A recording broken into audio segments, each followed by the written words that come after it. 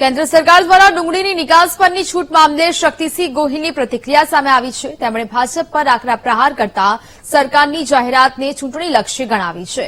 તેમણે કહ્યું કે દેશમાં 230 લાખ મેટ્રિક ટન ડુંગળી પેદા થાય છે અને તેમાંથી 3 લાખ મેટ્રિક ટન ડુંગળીની નિકાસથી ખેડૂતોનું ભલું નથી થવાનું. શક્તિસિંહે જણાવ્યું કે સરકારે ખેડૂતો સાથે અન્યાય કર્યો છે.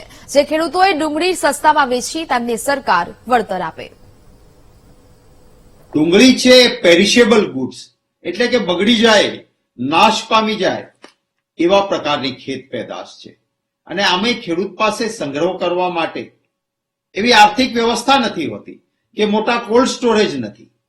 પરિણામે ખેડૂતોએ નજીવા ભાવે પોતાની ડુંગળીઓ વેચી દીધી અને હવે આ સરકાર 3 લાખ મેટ્રિક ટન, માત્ર 3 લાખ મેટ્રિક ટન ડુંગળીની નિકાસની છૂટ આપે છે. આનાથી શું ફાયદો થવાનો? ક્યાં ખેડૂતને ફાયદો થવાનો? માત્ર મતો આ ચૂંટણી આવે છે ને એટલે આ લોલીપોપ જેવી જાહેરાત છે. સમાચાર